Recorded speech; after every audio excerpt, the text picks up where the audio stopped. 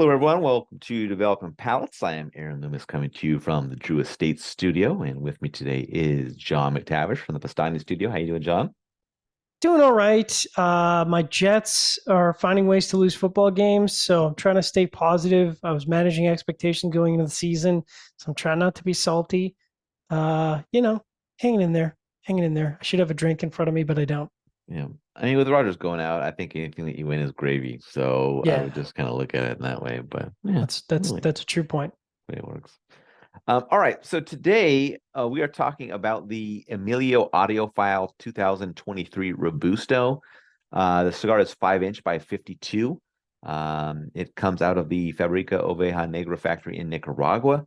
Wrapper is Ecuadorian Maduro, binder is Ecuadorian Habano, and the filler is from Nicaragua. It is blended by James Brown. Price point is $10.50, and the cigar was released in August of 2023. So with all that out of the way, John, what was your overall experience like with this cigar?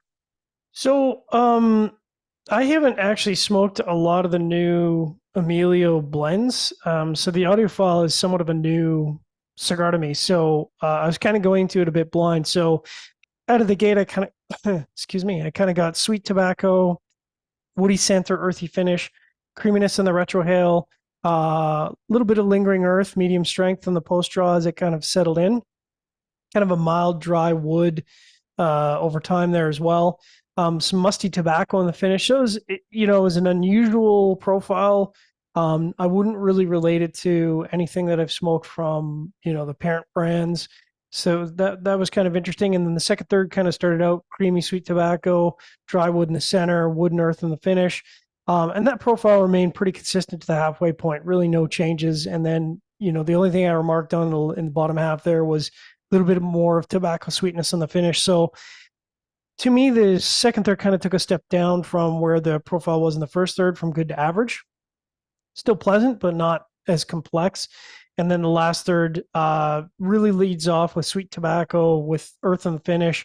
There is some light vegetal that kind of moves into the center to break up the flavor profile a little bit.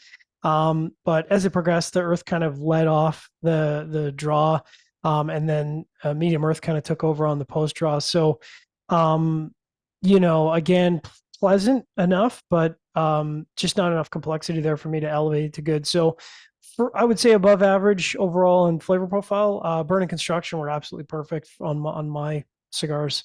What about you? Yeah, for me, this cigar started with toasted, slightly stale oak, earth, and some mild baking spice. The staleness transitioned to smokiness pretty quickly, and then the baking spice transitioned to black pepper a bit later. Second third saw the black pepper depart, and then the final third saw some mustiness and vegetal mintiness join in. I kind of thought the cigar just had an average flavor profile throughout, kind of a pretty basic combination of components.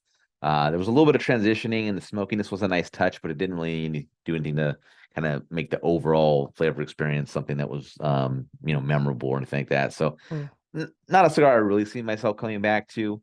Like you said, Emilio's kind of been, not as much on my radar as the Black Works, Black Label stuff. So, yeah, I just don't know that I've ever, except for like the original days, I don't think I've really kind of found anything that I gravitated to from the Emilio brand. But yeah. All right, so getting to the scores, start at the top with you, John, at 6.1. I gave it a 5.5. How'd that 6.1 match up for you? Yeah, that matches up well. I mean, that's absolutely the, prototypical above average flavor profile with perfect construction. Yeah, so that matches up bang on with what I would expect. My 5.5 matches up well. Average flavor profile throughout. Pretty good construction. Had a little bit of waviness to the burn, and my jaw was like a little bit tighter than I prefer, but no real complaints in regards to the construction. So it kind of gets that mid 5 mark, but yeah, not something I really see coming back to. Any final thoughts from you on this one? I really struggle to identify with Emilio as a relaunch brand, and and I realize that's on me. That's not on the company. But I think where I get lost is that because their main portfolio, the primary brands of Blackworks and Black Label, to me are so strong.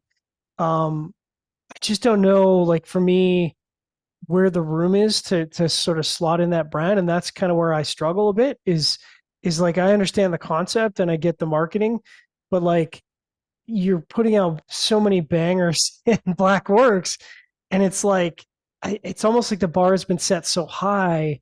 You know what I mean? Like, because I go into this and I go, would I smoke an audiophile or would I rather smoke a Killer Bee? And it's like, well, I'd rather smoke a Killer Bee or a Hyena, or and that's probably an unfair comparison, but that's kind of where I am as a consumer. You know what I mean?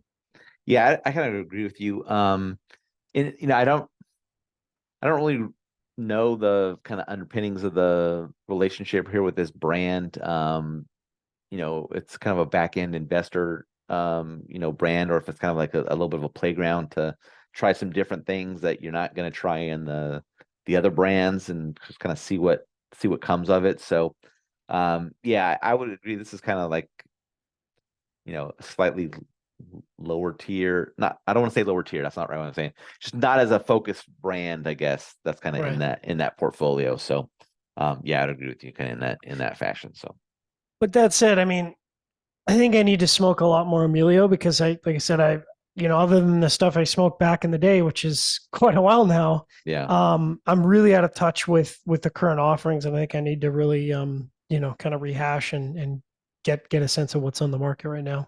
Yeah, man, the Suave is a pretty good offering, I think, from in there. Mm, But other than that, like, I don't recall and smoking anything that really kind of grabbed my attention. So, but yeah, yeah. fair enough.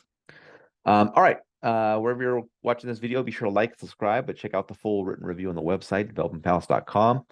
Follow us on all the social media channels, and you can catch all of our review recaps on podcasts, so iTunes, Google Play, and Podbean. Thank you for tuning in. We will catch you on the next one. Audiophile.